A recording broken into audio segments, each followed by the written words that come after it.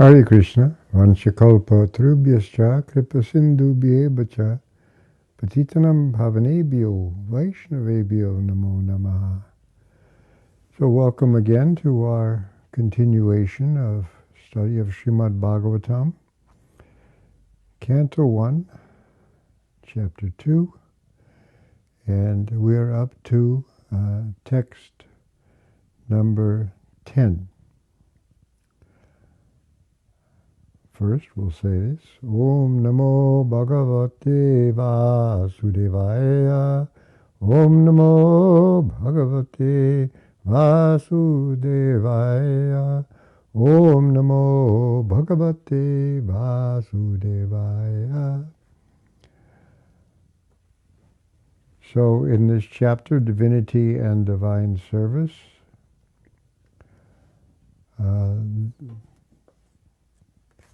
the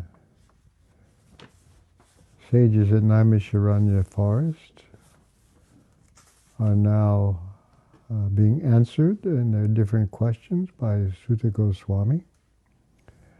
We've gotten up to text 10, just to give you the context. I'll read the translations from 7 on up till 10. Text 7.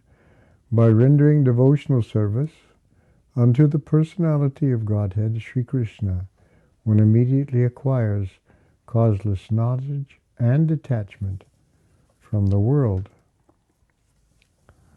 Text 8. The occupational activities a man performs according to his own position are only so much useless labor if they do not provoke attraction for the message of the personality of Godhead. 9. All occupational engagements are certainly meant for ultimate liberation. They should never be performed for material gain.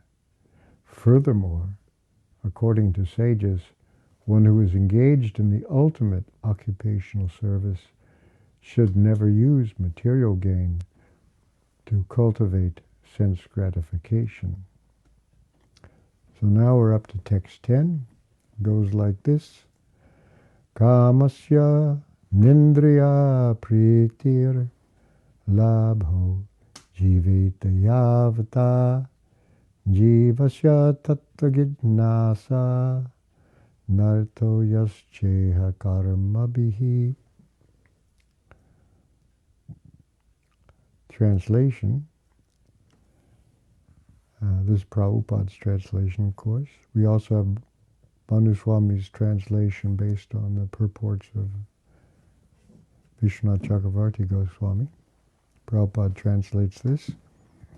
Life's desires should never be directed toward sense gratification.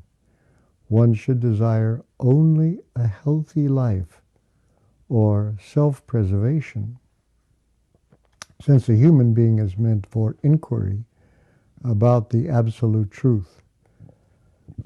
Nothing else should be the goal of one's work. Bhanu Swami translates this. For one who desires apavarga, that means liberation, learned in the last class.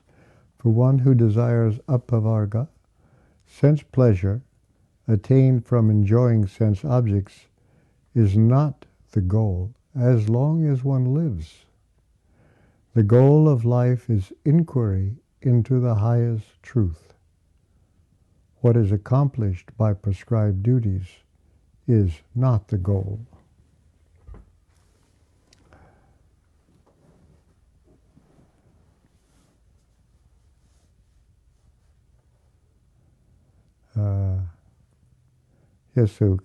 Kamasya na indriya priti. Indriya priti is satisfaction of the senses, of the desire of the senses, which is, of course, the whole basis of the economy. Kamasya na indriya priti. So then you say, well, what should we do then? What else is there? How much sense gratification you should have is said here. One should desire only a healthy life or sense preservation. Here Prabhupada translates this as jiveta, as self-preservation. That much, so much gain should just be for that. A healthy life or self-preservation.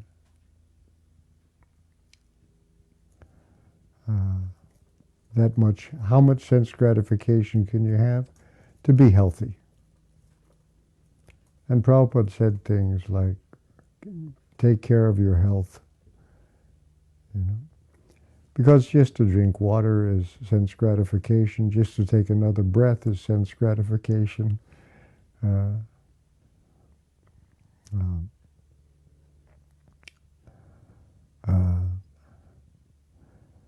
Jivasya tattva jijnasa, of the living being,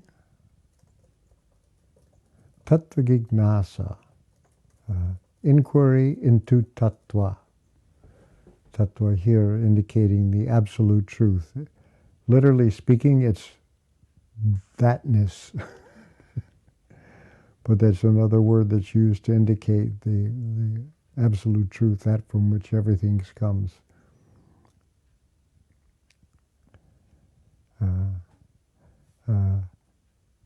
Nartoyas cheha karmabihi, and nothing else should be the artha, the end, the purpose of your karma, your activities, the goals of one's work.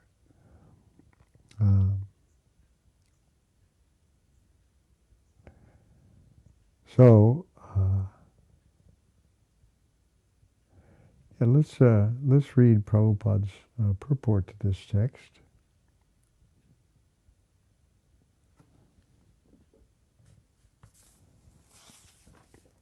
What Prabhupada says here is,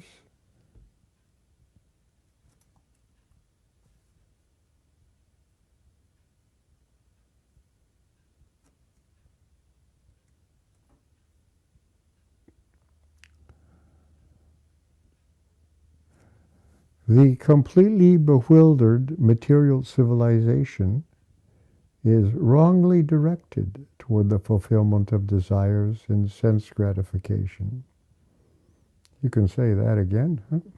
I will. The completely bewildered, listen to this, material civilization is wrongly directed toward the fulfillment of desires in sense gratification.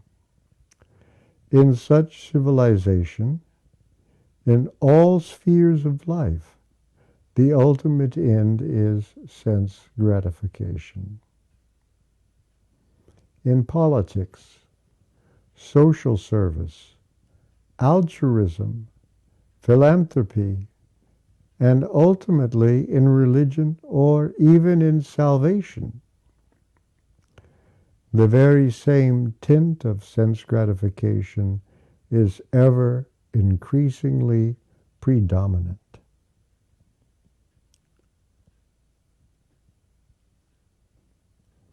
So notice these things which are said to be sort of bigger. You sacrifice yourself for politics, to serve other people, to help others, philanthropy, altruism. All these things are sort of bigger than just your narrow range of things. And ultimately in religion, or even in salvation, the very same tint of sense gratification is ever increasingly predominant. Like when Prabhupada wrote this, he hadn't even been to the West yet. When he got here, he must have noticed how right he was. In the political field, the leaders of men fight with one another to fulfill their personal sense gratification. The voters adore the so-called leaders only when they promise sense gratification. They used to say, I guess during the Depression, 2 chickens in every pot.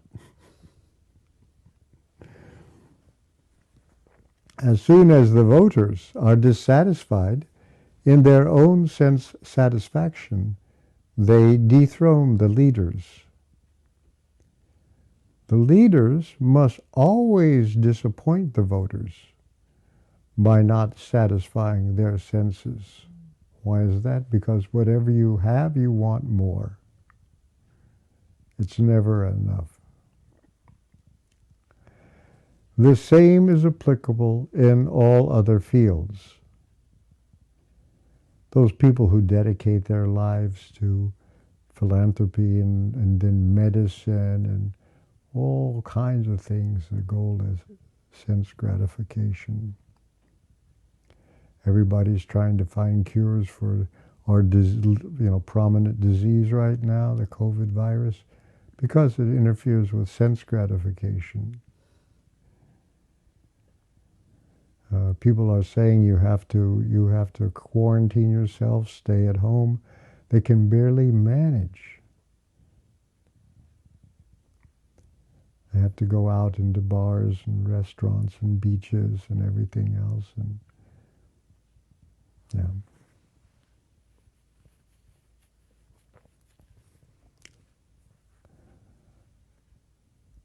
The leaders must always disappear the voters by not satisfying their senses.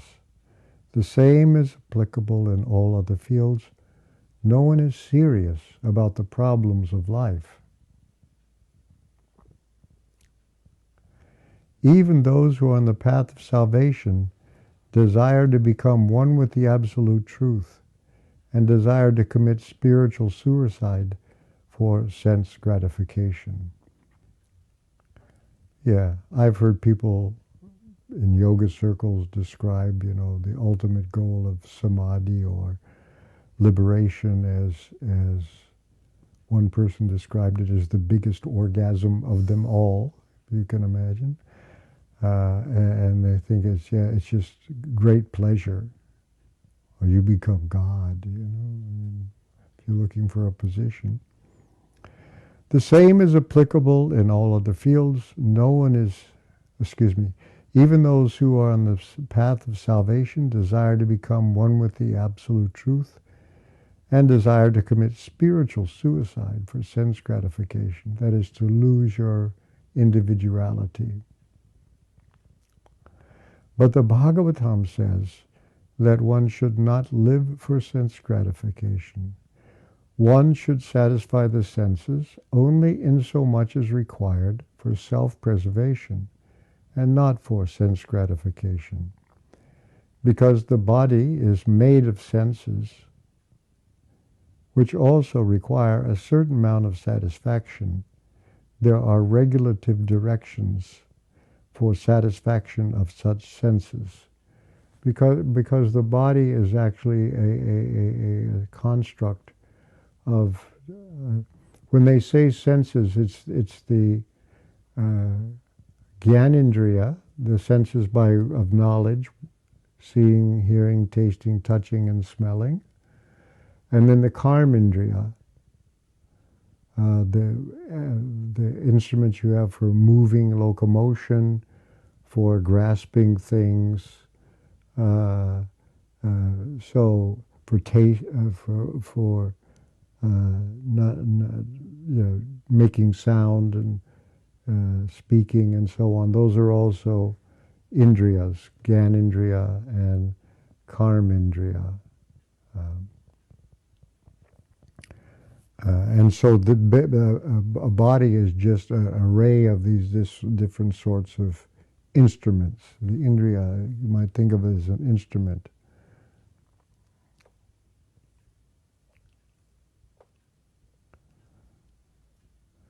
But the senses, because the body is made of senses, which also require a certain amount of satisfaction, There are regulative directions for satisfaction of such senses, but the senses are not meant for unrestricted enjoyment. For example, marriage or the combination of a man with a woman is necessary for progeny, but it is not meant for sense enjoyment. There's news for the world, huh? In the absence of voluntary restraint, there is propaganda for family planning. But foolish men do not know that family planning is automatically executed as soon as there is search for the absolute truth. Family planning means birth control, vasectomies, and various means of contraception, and so on. It was big in India when Prabhupada was there writing this. They were going to places like Vrindavan, grabbing all these holy men and giving them forced vasectomies and stuff like that. Anyway, this was happening. Seekers, because the holy men were not really, that holy. Seekers of the absolute truth are never allured by unnecessary engagements in sense gratification, because serious students seeking the absolute truth are always overwhelmed with the work of researching the truth. A higher engagement.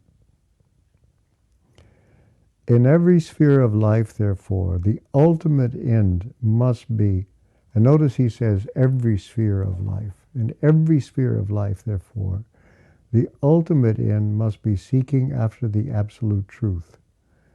And that sort of engagement will make one happy, because he will be less engaged in variety of sense gratification. You notice how sense gratification makes you unhappy, according to this? And you'll become happy. And what that absolute truth is explained as follows, and that leads on to the next verse, where he does this. Then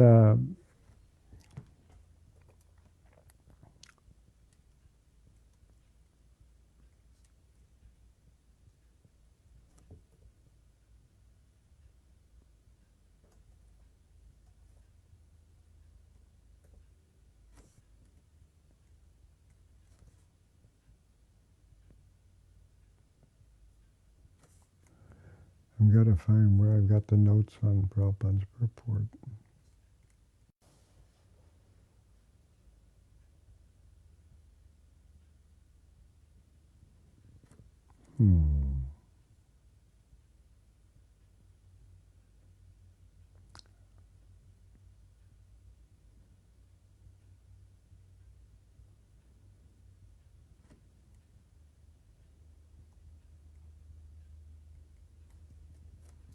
I can't find where I put it.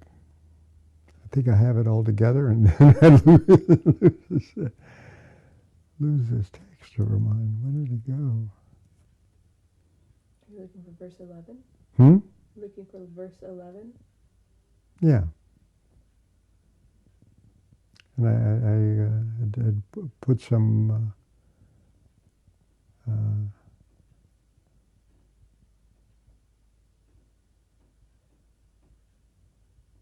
anyway, it'll show up.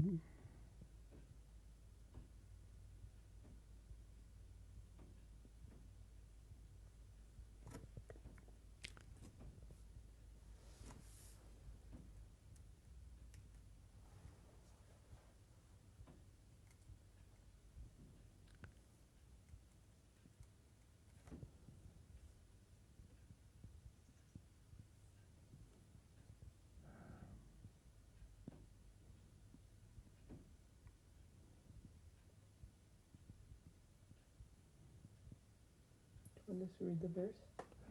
I think I have it here. Nope, I don't.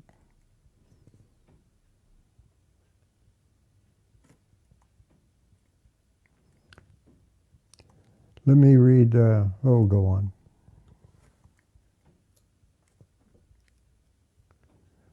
We will read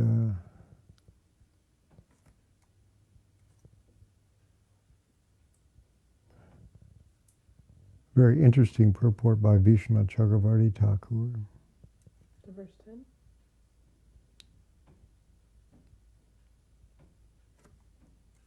To verse 10, yeah.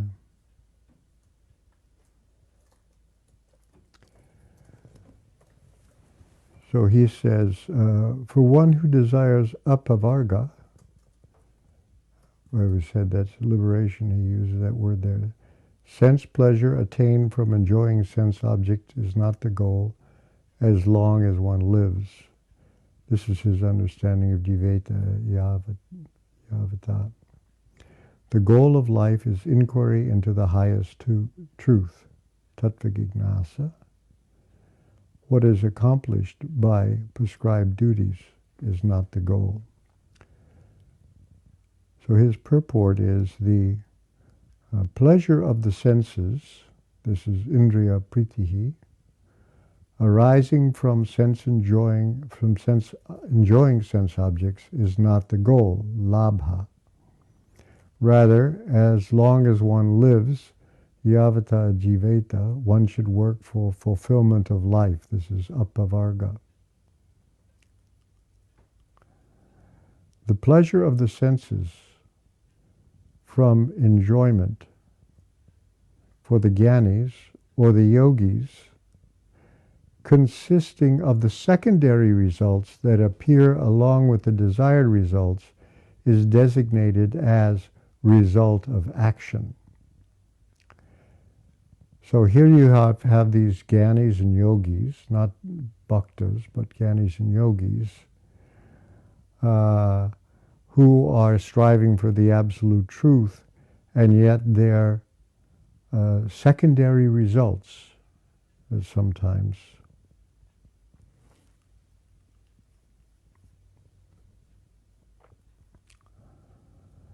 since jnana and yoga are transformations of nishkama karma, that is, nishkama karma means activities for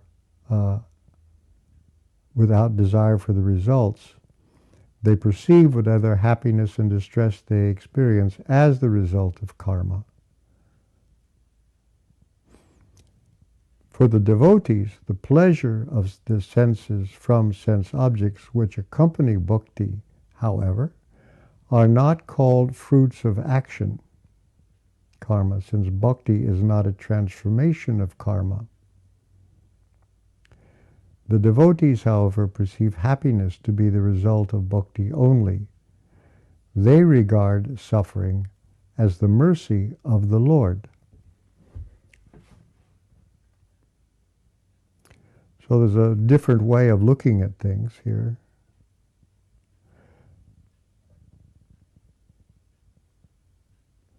So there's some little karma that they have to deal with, but bhakti is not a transformation of karma.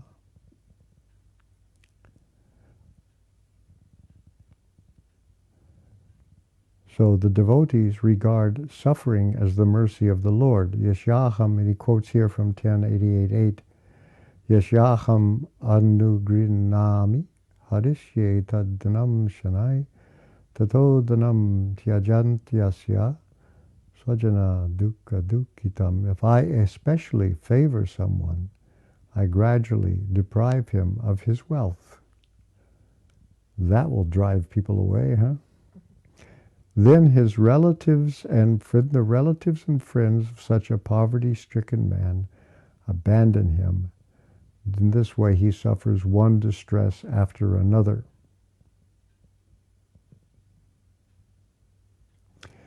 Taking this statement of the Lord into consideration, according to the particular case, the devotee's suffering should be regarded as direct action of the Lord or a result of devotional offenses. Oh, Prabhupada said that Krishna made me a business failure. Look at it that way. The goal of life jivasya, is inquiry into the highest truth, tattva jignasa. What is accomplished, iha, that is here in this world, by the performance of karmas, such as attaining swarga, is not the goal. There's a short little purport there.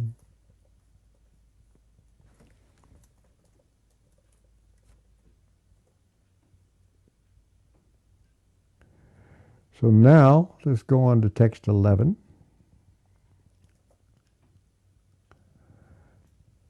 Prabhupada really led into it.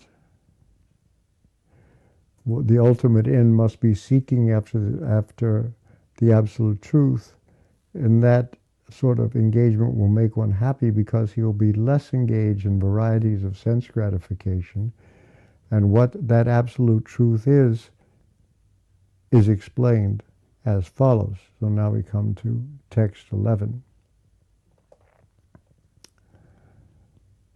Vadanti tattva vidas tattva jnanam advayam brahmeti paramatmeti bhagavaniti shabdyate. Learned transcendentalists who know the absolute truth call this non-dual substance Brahman, Paramatma, or Bhagavan. They say, Vedanti,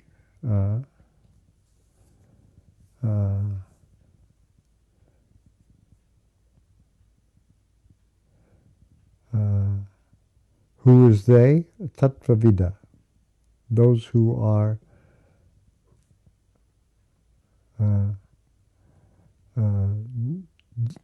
knowers of tattva. Because tattvam, the next word is tattvam, so these are tattvavida, that tattva. Remember, this is a designation of the absolute truth, tattva, thatness. Vedanti tattvavidas, so they say, those who are knowers of tattva, they say that tattva is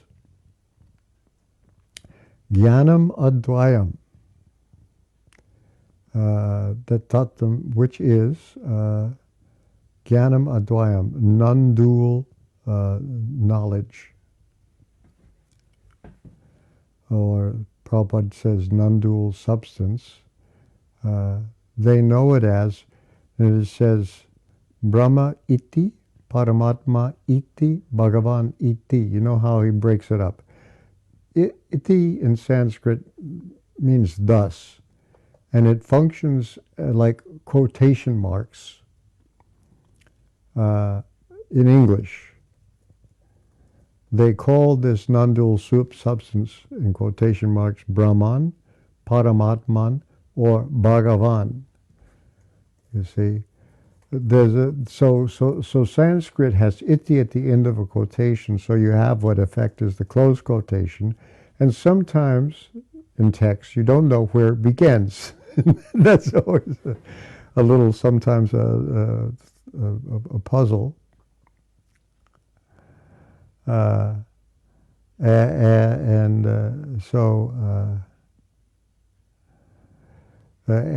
now you look at this text, and wait a minute, it's called a non-dual substance, and yet it's differentiated as Brahman, Paramatman, and Bhagavan. So this requires some non-dual knowledge, yet three ways of describing it, or knowing it, is in these three ways. So Prabhupada starts with a difficult sentence in the purport. The absolute truth is both subject and object, and there is no qualitative difference there. So the word for absolute truth, non-dual, non-duality means, but that besides which there is no second thing. So if the knower is the subject and the known is the object, it's two. But somehow they're one, they're included. But so Prabhupada says, when they think of them no difference, he says qualitative difference.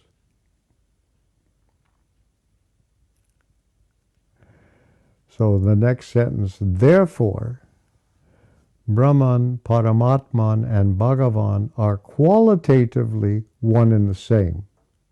They are all Brahman.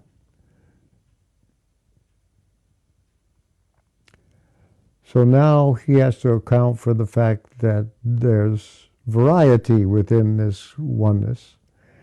The same substance is realized as impersonal Brahman by the students of the Upanishads, the Gyanis. When you read the Upanishads, that's the general way they take it. As localized Paramatma by the Hiranyagarbhas or the yogis. I'll explain the idea of Hiranyagarbha a little later on. So the yogis are also called Hiranyagarbhas. And Bhagavan by the devotees. So there's three methods of approach. One is Jnana Yoga, Astanga Yoga or Hatha Yoga. Well, it really should be Astanga, eightfold yoga system.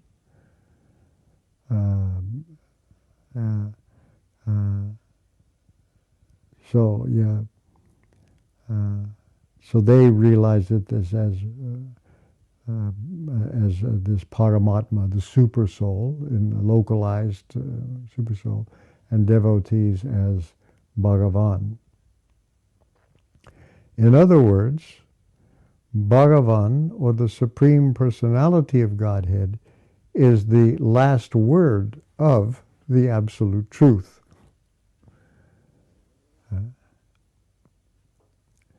There's nothing beyond that. So now he explains, Paramatma is the partial representation of the personality of Godhead. So he's already explained personality of Godhead, this locution he uses for Bhagavan. So it's a partial representation of the personality of Godhead. And impersonal Brahman is the glowing effulgence of the personality of Godhead, as the sun rays are to the sun god. Less intelligent students of either of the above schools sometimes argue in favor of their own respective realization.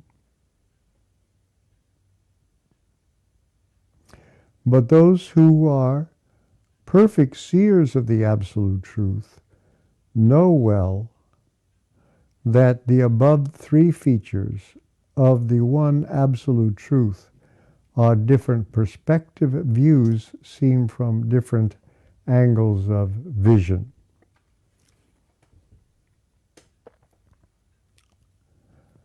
So that's the beginning explanation of this idea.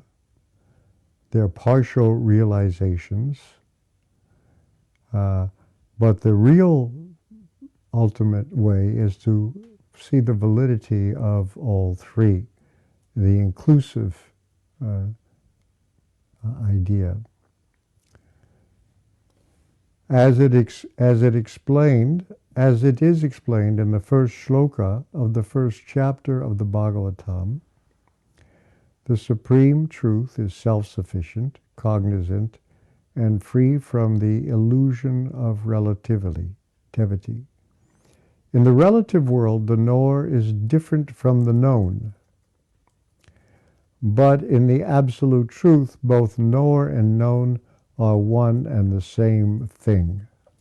So here's this savishesha, with distinctions, with particular, with Prabhupada always calls vishesha variety, with variety. So notice he says here, in the absolute truth, the knower and the known are one and the same thing. But that doesn't mean that you are God. In the relative world, the knower is the living spirit or superior energy, whereas the known is inert matter or inferior energy. So that's how we see it in the relative world. The knower is one kind of thing, this living spirit. Consciousness is the sign of the living spirit. The known is inert matter or inferior energy. Therefore, there is a duality of inferior and superior energy. Whereas in the absolute realm, both the knower and the known are of the same superior energy. There are three kinds of energies of the supreme energetic.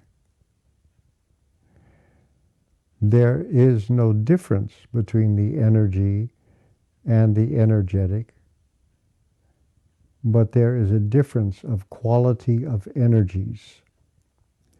The absolute realm and the living entities are of the same superior energy, but the material world is inferior energy. The living being in contact with the inferior energy is illusioned, thinking he belongs to the inferior energy. Therefore, there is the sense of relativity in the material world. In the absolute, there is no such sense of difference between the knower and the known, and therefore everything is absolute.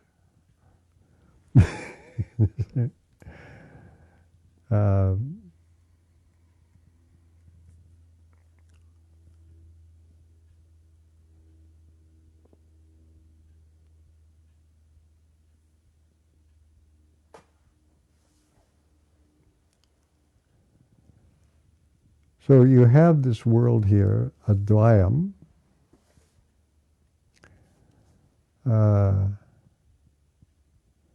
Advaya, not two, one without a second. We'll see in Vishwanath Chakravarti Thakur's purport, he has a whole list of meanings for Advaya.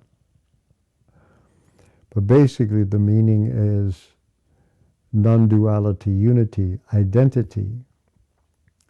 And I'm reading now from the Sanskrit dictionary, especially the identity of Brahma with the human soul or with the universe of spirit and matter. They got this Mayavad thing going on here.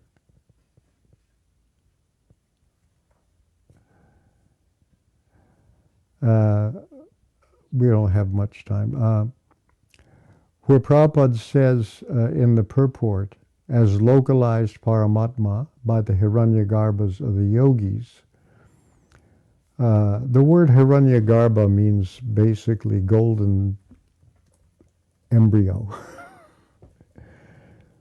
But here I'm going to, Prabhupada mentions this in Bhagavatam, Canto 33:8, where the text says, worshippers of the Hiranyagarbha expansion of the personality of Godhead remain within the material world until the end of two paradas, when Lord Brahma also dies. The word parada means 50 years of the life of Brahma. It means basically half. And so it's the number of mortal days corresponding to 50 years of Brahma's life. And there's a purport here. What verses again? Huh? What verses? 332:8. Thanks. Worshippers of the Hiranyagarbha expansion of the Supreme Personality Godhead remain within the Personality Godhead remain within the mortal world. So Prabhupada says in the purport, this isn't the whole purport, I think, that's just part of it. One dissolution is at the end of Brahma's day, and another one, and then one is at the end of Brahma's life. It talks about two devastations. Brahma dies at the end of two paradas, at which time the entire material universe is dissolved. Persons who are worshippers of Hiranyagarbha, the plenary expansion of the Supreme Personality of Godhead, Garbhodakshayi Vishnu. So that's here, he's saying this, one of the uses of the word of this Hiranyagarbha is for Garbhodakshayi Vishnu. So the worshippers of Hiranyagarbha, the expansion of the plenary expansion of Garbhodakshayi Vishnu, do not directly approach the Supreme Personality of Godhead in Vaikuntha. They remain within this universe on Satyaloka or other higher planets until the end of the life of Brahma. Then, with Brahma, they are elevated to the spiritual kingdom. So you'll find this described later on in the Bhagavatam. When Brahma is liberated, he brings many with him who are on Brahma Loka. They go up and attain their final liberation. So that's this reference to the Hiranyagarbha or the yogis who are worshipping of this of Lord Brahma in one aspect of this Garbhodakshayi Vishnu here. We don't have time to read the very interesting purport of Vishwanath Chakravarti Thakur. So we'll probably stop there here.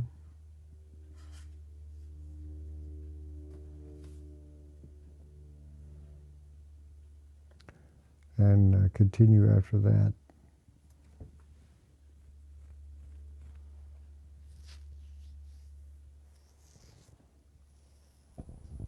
So if anybody has a question or comment, something that was interesting to them or want to explore more, feel free to type that into the comment section here on Facebook.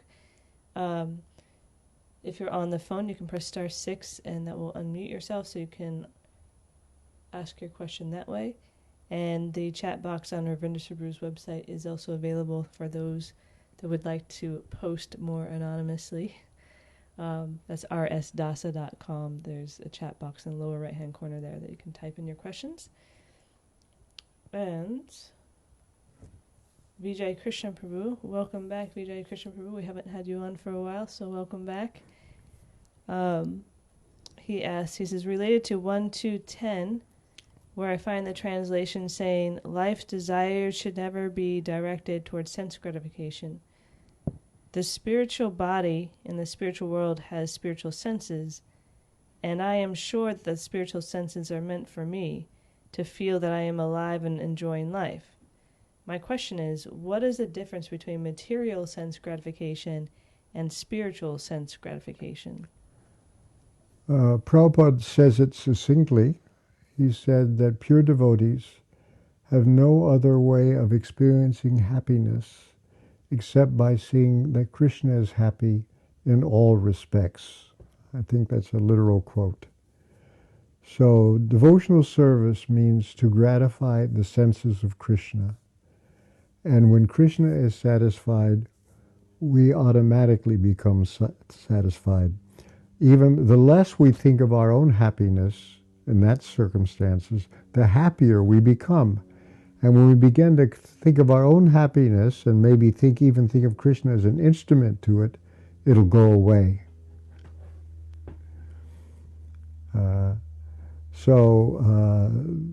We are, and that's real happiness. And it's ever increasing. Prabhupada explained this once about Radha and Krishna. She is now the paradigm of the greatest devotee. She looks at Krishna and she sees how beautiful Krishna is. And when she sees how gorgeous Krishna is, her happiness increases. And when her happiness increases, her own beauty increases. Because after all, they're in spiritual bodies, so whatever you're feeling is exhibited in that. There's no difference between the mind and the body. So when her joy increases, her beauty increases. When Krishna sees that Radha has become even more beautiful, his happiness increases. And therefore his beauty increases. And when Radha sees that he has become even more beautiful, then her joy even swells up more and her beauty increases. And this way it goes. And Prabhupada said there is no upper limit.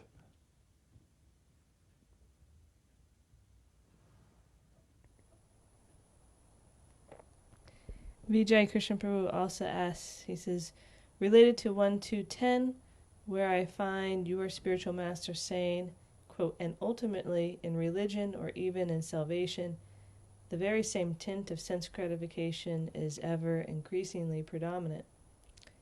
My question is, why is it that when I go to church to ask God for daily bread, I am considered an offender? Instead of going to church for daily bread, what should I do? You should give the daily bread to God. That's what chapati. We offer everything to God. And don't have to worry about this. So a devotee really just has conviction that Krishna will take care of you. And we just offer, when we have, it's not like this is for me and this is for Krishna. We say everything is for Krishna. We offer our chapatis or whatever to the Lord, and then we take the remnants of what he eats. So this is what, and yeah, you are allowed a certain amount for maintaining your body. You can't live without nourishment, and you should take care of the body so you can use it in God's service properly. Don't neglect it and everything like that. So again, you're not doing that for selfish reasons, but be able to do devotional service. So that's not also, none of this is for Krishna and this is for me. Everything is Krishna.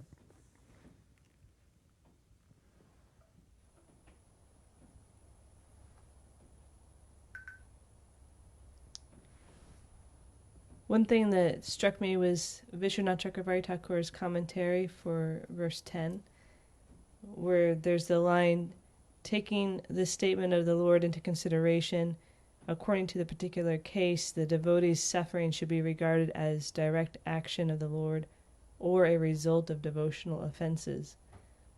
And I thought that was kind of interesting because so often we say, oh, it's Krishna's arrangement, or we try to see things as even suffering is, okay, Krishna's arranging this for me for some reason. And ultimately, I guess he is, right? But it might be a direct action of the Lord, or it might be a result of your own offenses. Maybe. But, Krishna also says that if somebody has some attachment to something that's obstructing his development, he'll take it away. And it looks like, why did God do this to me? People will complain like this, But it sounds like there's also something here that of you can create devotional offenses and suffer the consequences. Yeah, you might do that too, right? Sure, you might get the consequences of your own. But you don't suffer if you're really a sincere devotee. You don't suffer from ordinary karma. But if you have committed some offense, Krishna will sometimes, do you something to teach you that this is not what you should be doing.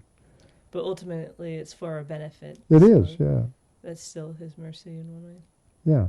Not a vengeful God that likes to No, see no, people no. suffer. He's not punishing us for being bad. He's just for the sake of seeing us suffer. Yeah, yeah.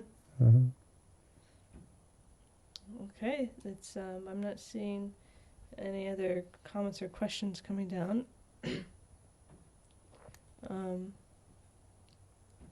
The Canto Bhakti says Haribol, and David Arana says Hare Krishna, dear, dear devotees. Offers her obeisances. And Shaila Vasani Devi Dasi says, Hare Krishna, please accept my humble obeisances. All glories to Srila Prabhupada. Madnaleshwari Devi Dasi also says, Hare Krishna, all glories to Guru and Gauranga. And Bhakti Pala says, we often see new enthusiastic devotees trying to only please Krishna's senses and neglect their own needs, both physically... I didn't get that. Sorry. That was Siri, not... Sorry about that. Okay, I'll read that again. We often see new enthusiastic devotees trying to only please Krishna's senses and neglect their own needs, both physically and emotionally. Then they bounce back and get into their needs a bit too much. How to find the middle way? Tricky, isn't it? It's good if you have some guidance from somebody who can keep you on an even keel and keep you off the what's called the cycle of bhoga tyaga, enjoyment, suffering, enjoyment again, suffering again.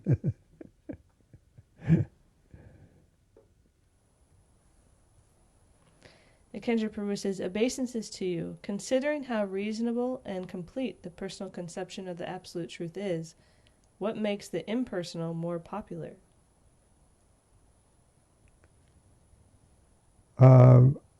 Because you become God. I mean, the impersonal is you disappear, but that's not the way it's marketed. You become the supreme, you become one with God.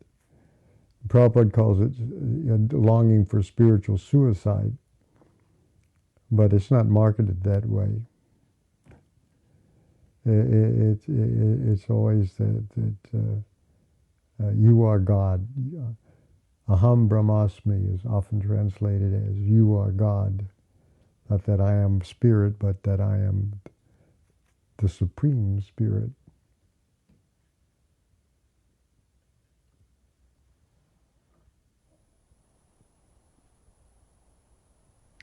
Vijay Krishna Prabhu says, this is a general question.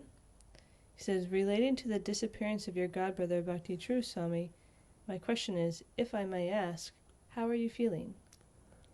It was quite a shock. I mean, I'm still kind of missing him a lot, because we had some very good times together.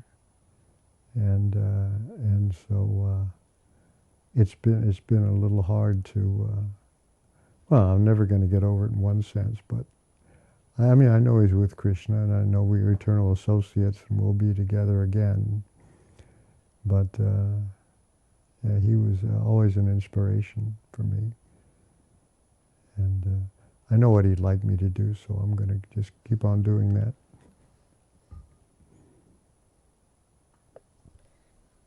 Adi Devi Dasi says, Hare Krishna Gurudev, please at my humble obeisances, and she has a prayer hands emoticon. Mm-hmm. And David Arana says, thank you, Ravindra Svarupa Prabhu. Your reading has been wonderful as always. Hare Krishna. Thank you. And I think that wraps it up for today. All right, so we'll continue now. We have one more purport to go for the Vishwanath Chakravarti. Very interesting purport from him.